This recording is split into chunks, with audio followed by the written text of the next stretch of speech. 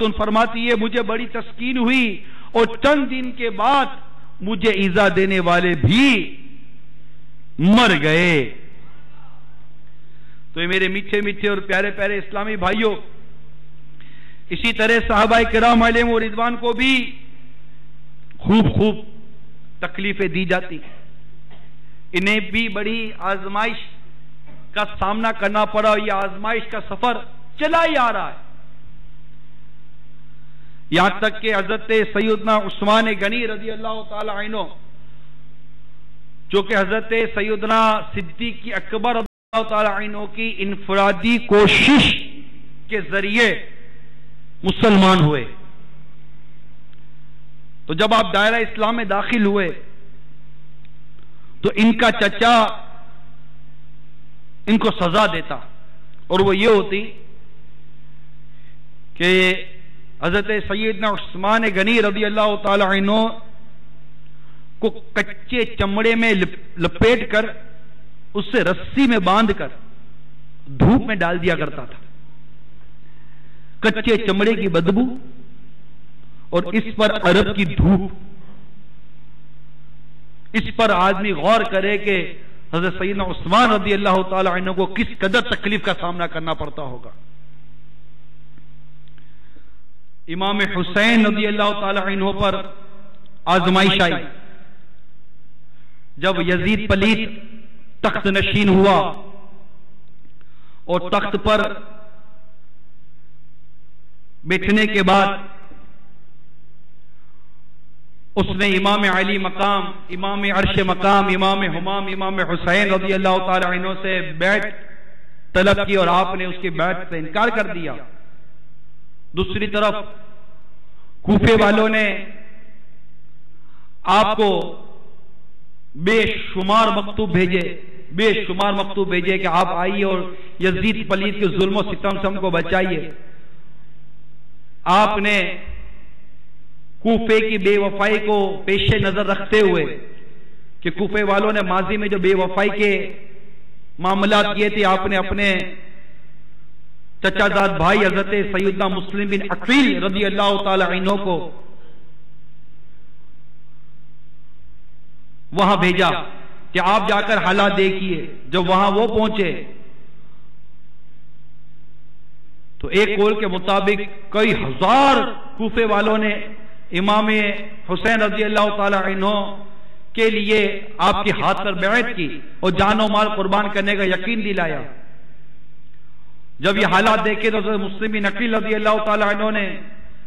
مکتوب بھیج دیا امام حسین رضی اللہ تعالی عنہ کی طرف کہ یہاں کے حالات سازگار ہیں، آپ آ جائیے۔ اور وہاں یزید پلید نے ابن زیاد بدنہاد کو کوفے بھیجا کہ حضرت مسلم بن عقیل رضی اللہ تعالی عنہ کو وہ نقصان پہنچائے اور جو کچھ ہو رہا ہے اس کو دیکھے۔ وہ وہاں پہنچا، حضرت مسلم بن عقیل رضی اللہ تعالی عنہ کو بڑی مظلومیت کی عالم میں شہید کر دیا گیا۔ یہ ان پر آزمائش آئی، اتنے جان نثار بننے والے تھے، جب آپ پر مصیبت اور آزمائش آئی ایک بھی نہیں تھا جو حضرت مسلم بن عقیل رضی اللہ تعالیٰ عنہ پر اپنی جان قربان کرتا۔ آپ پر کوفے کے دروازے بند کر دیے گئے اور آخر کار آپ جام شہادت نوش کر گئے۔ کسی طرح سے یہ ترکیب بنائے کہ امام حسین رضی اللہ تعالیٰ عنہ تک اطلاع پہنچے کہ آپ کوفے مت آئے گئے، کوفے والوں نے بے وفائی کر دی ہے۔ لیکن کربلا میں جو کچھ ہونا تھا وہ پہلے سے ہی مشہور تھا کہ وہ حسین رضی اللہ تعالیٰ عنہ جسے سرکار صلی اللہ تعالی وسلم چوما کرتے تھے، فرمایا کرتے یہ میرا پھول ہے۔ سرکار صلی اللہ تعالی علیہ وسلم کہ اس حقیقی شہزادے کو کربلا کی تپتی ریت پر پیاسے گلے پر خنجر چلوانا تھا، یہ ایک مشہور تھا، یہ واقعہ ہونا تھا۔ آپ کربلا کی طرف، آپ کوفے کی طرف چل پڑے۔ راستے میں آپ کو پتا چلا کہ مسلم بن عقیل رضی اللہ تعالیٰ عنہ شہید ہو گئے، پھر بھی آپ آگے بڑھتے گئے، جبکہ آپ کو کافی روکنے کی کوشش کی گئی، لیکن سب نے عرض کی کہ شہزادہ حیدر مت جا، اے حسین ابن علی سبط پیمبر مت جا۔ سب وہاں پہنچے، علی اور حسن کو کیا کیا، جانا کوفے کا تو ہرگز نہیں، بہتر مت جا۔ حق نما آئینہ ہے رخ تیرا، اندھے ہیں وہی، لے کے اندھوں میں یہ آئینہ سکندر مت جا۔ گلے شاداب نبی اپنے چمن سے نہ نکل، نازنین پھول ہے تو کانٹوں کے اندر مت جا۔ چلتے ہیں سرسرے آفت کے مظلم جھونکے، شمع رو قلعہ فانوس سے باہر مت جا۔ بو سعید ابن عمر جابر ابن عباس تا یہی کلمہ سب اصحاب کے لب پر مت جا۔ بے دل اس شاہ کو مقتل میں قضا لے ہی گئی، بے دل اس شاہ کو مقتل میں قضا لے ہی گئی، کہتے سب رہ گئے اے دین کے سرور مت جا۔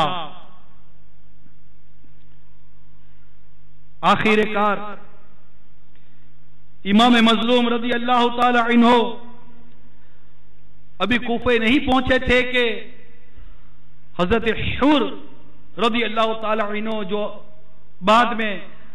امام حسین رضی اللہ تعالیٰ عنہ کے نام پر قربان ہو گئے، ان کے لشکر نے روکا، پھر کو ترکیب بنی نکلنے کی، لیکن جو مقدر میں تھا وہی ہونا تھا۔ آخر کار میرے آقا، میرے امام مظلوم، میرے آقا امام حسین رضی اللہ تعالیٰ عنہ کربلا کے میدان میں پہنچے۔ وہاں پر فوج کی فوجیں آنے لگیں اور ایسا عجیب و غریب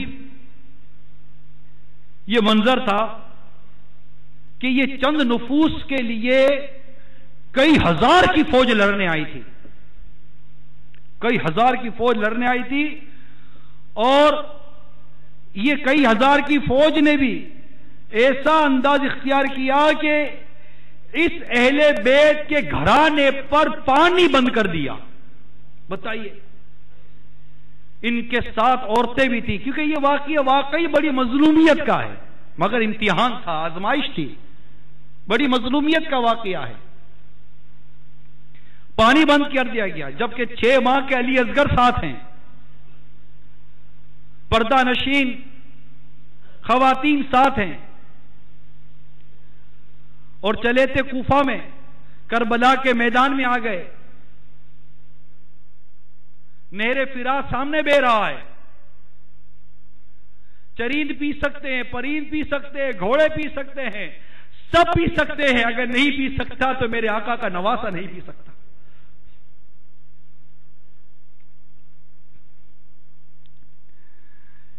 استاد زمان مولانا حسن رضا خان علیہ رحمت الرحمان لکھتے ہیں، خشک ہو جا خاک ہو کر خاک میں مل جا فرات، خشک ہو جا خاک ہو کر خاک میں مل جا فرات، خاک تجھ پر دیکھ تو سوکی زبان اہل بیت۔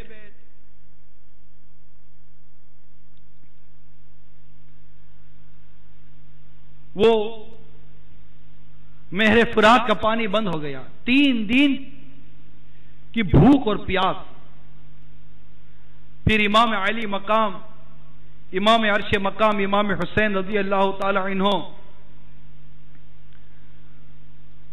پر وہ وقت بھی آیا کہ 10 محرم آ گئی۔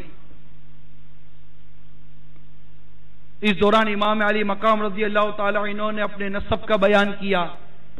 اپنی مظلومیت کا بیان کیا، ان سب کو ظلم سے باز رہنے پر بیان فرمایا، خوب نیکی کی دعوت پیش کی، کربلا کے میدان میں خوب نیکی کی دعوت پیش کی، نماز با جماعت ادا کی جا رہی ہیں، پانی نہیں ہے، تیمم کے ذریعے